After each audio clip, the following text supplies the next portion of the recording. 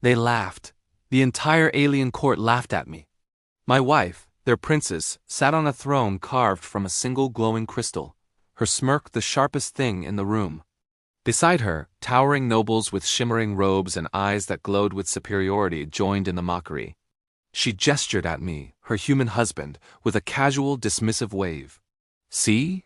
her voice echoed in the grand hall. "Humans are so fragile, so weak." A charming pet but hardly a worthy consort for a ruler of the stars. I stood there, silent, amidst the sea of sneering faces and ornate armor. I let their laughter wash over me. They saw my simple clothes, my lack of glowing enhancements, my quiet demeanor, and judged me as nothing. I felt their disdain like a physical force. My eyes narrowed slightly, my gaze fixed on my wife. Her words stung, but I knew this moment was coming. Beneath my cloak, my fingers tightened around the worn leather hilt of a sword they couldn't see. A promise I had made long ago. "Is that all?" she boasted to her court, her voice dripping with arrogance. "He doesn't even speak. What can such a creature possibly offer our empire?" The whispers grew louder, the jeers more pointed. I decided they had seen enough. Slowly, deliberately, I let the heavy cloak slide from my shoulders, revealing the ancient scabbard at my hip. A hush fell over the court. My wife's eyebrow raised in confusion. What was this? A primitive weapon? I took a step forward, then another. With a fluid motion that felt as natural as breathing, I drew the blade. It wasn't just steel.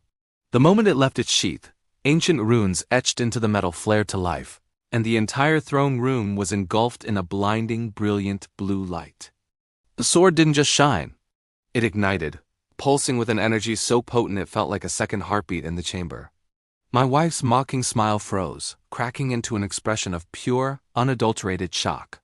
The nobles who had been laughing moments before shielded their eyes, stumbling backward as the sword's radiance cast long, dancing shadows across the golden pillars. Reality itself seemed to warp around the blade, the air humming with its power. "Impossible," she whispered, her voice trembling as she instinctively took a step back.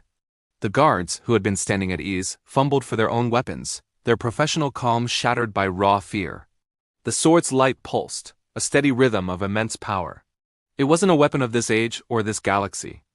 It was a relic, an heirloom from a forgotten Earth, a time when humanity fought gods and forged legends.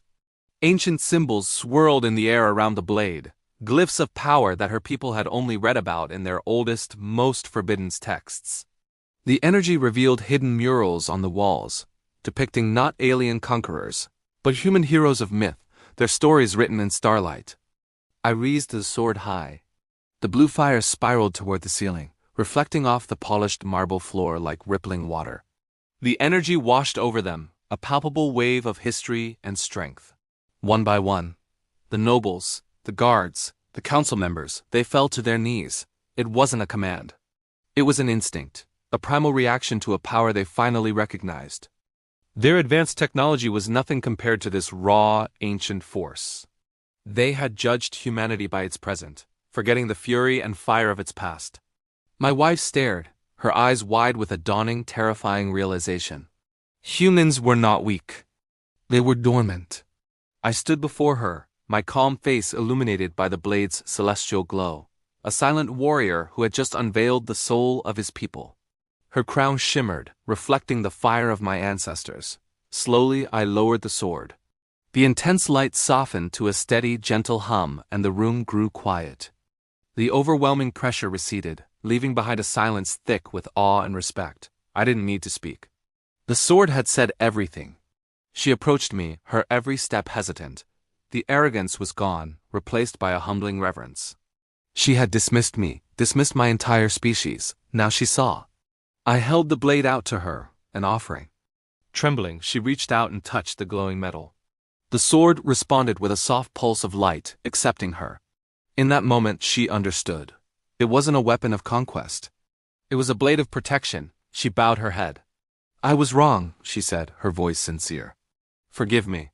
I sheathed the sword, and the throne room returned to its normal light, though nothing felt the same. I placed a gentle hand on her arm, and she gratefully took my hand in hers. We stood united, not as princess and pet, but as equals. The court rose, their eyes no longer filled with mockery, but with respect. They saluted me not as the princess's consort, but as a warrior in my own right. My wife, my partner, raised our joined hands to the court, her smile now filled with pride and a love that was deeper and truer than before. The sword at my hip glowed faintly, a silent guardian, a symbol of a bond forged anew, not just between a man and a woman, but between two worlds. Thanks for watching.